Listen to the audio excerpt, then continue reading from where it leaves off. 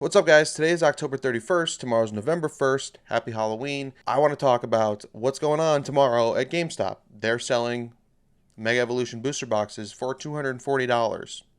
Not only is this ethically problematic from a big box retailer selling Pokemon near market price standpoint, but it's also bad for the future outlook of what Pokemon cards are going to cost. We're not in a big boom anymore. Things have kind of cooled off, and people aren't paying $300 for these Mega Evolution boxes anymore.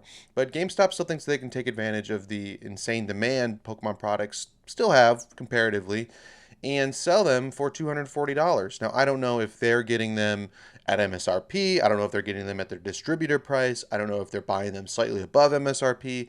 I don't really know. I don't think it really matters. I mean, if you look at the market price, they're selling it for about $40 below market price, what you could get right now for a box on TCG Player.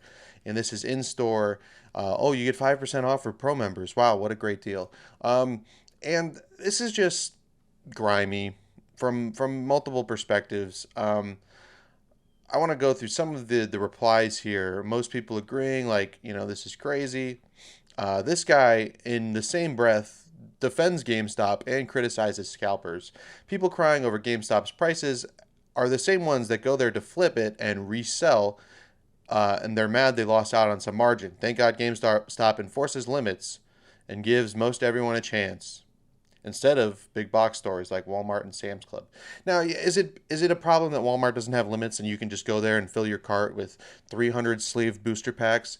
Yes, but I think it's weird to compare this to what, people consider regular quote unquote scalpers, people that are buying this stuff and flipping it, going to these retailers and flipping it. I get it. This should be affordable for people so that they can rip it and collect. Yes, I understand, but to say that like GameStop is still pro collector charging $240 a box is insane, because like, yes, the scalpers are problematic, but those are just random dudes kind of pulling a side hustle. Is it weird? Is it problematic from an ethical standpoint? Yes, but this is a big box retailer who doesn't need that money. They're just gouging people for that extra $80 above retail. And the reason why I think this is an issue is because Pokemon has shown before that they're not afraid to raise MSRP on their boxes. And, from Sword and Shield to Scarlet Violet, it bumped a little bit. If people start making the argument that, oh, the pack price should equal the booster box price, well, then we can get $250, $300 MSRP booster boxes.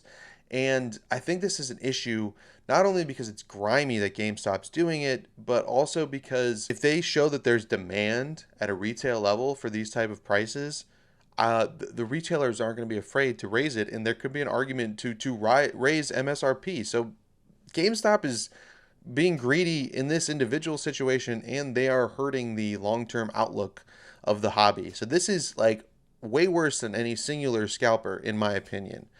This is large scale retailer big box store scalping. $240 for a booster box. Like, it's crazy. For all intents and purposes, Pokemon has really saved GameStop, right? Used physical games anymore. Nobody cares. People very rarely buy physical games. I bought physical games for a while. I've even transitioned to just buying digital games because it's easier. I don't have to leave my house. GameStop was underwater. Pokemon basically bailed their asses out.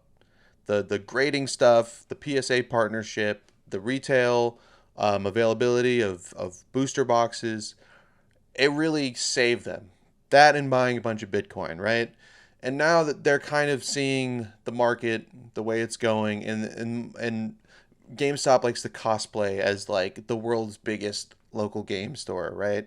Oh, well, if Bob's Cards down the street is charging $240 for Mega Evolution booster boxes, why can't we? While we're paying our employees minimum wage and listed on the Nasdaq and have to report to our investors every quarter. Like, it's just grimy corporate greed and bullshit. And I don't really have a whole lot more analysis to add to this. I just think that, we should point it out. As much as the scalpers and guys cleaning off Walmart shelves deserve to be criticized, I think this is on a much bigger scale, and it's much more problematic. And GameStop should receive some serious criticism over this. And like, people have talked about it.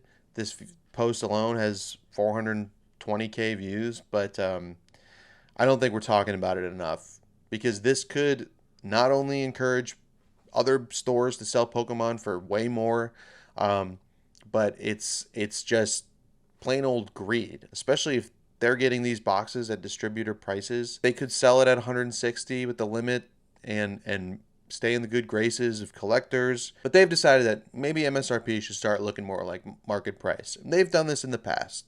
They've sold ETBs of older Scarlet and Violet sets for market price.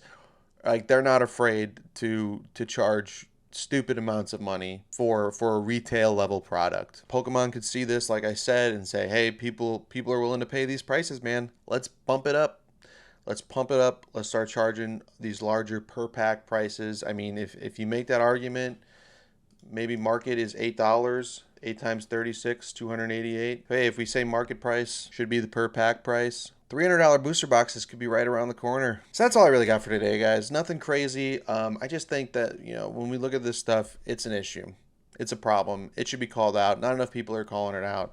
I don't know if anybody's going to watch this video, but I thought I should do my part in saying that this is ridiculous. Individual resellers doing this, LGSs, is one thing. Massive Pokemon retailer, it's not cool. It's definitely a lot of greed, and it's just, overall just not great for the hobby. If you guys are going to do this, maybe you can bump up your employees' pay by a couple bucks an hour. I don't know. That's all I got. Happy Halloween. Enjoy the wonderful fall weather if you're in a location to do so, and I'll catch you next time.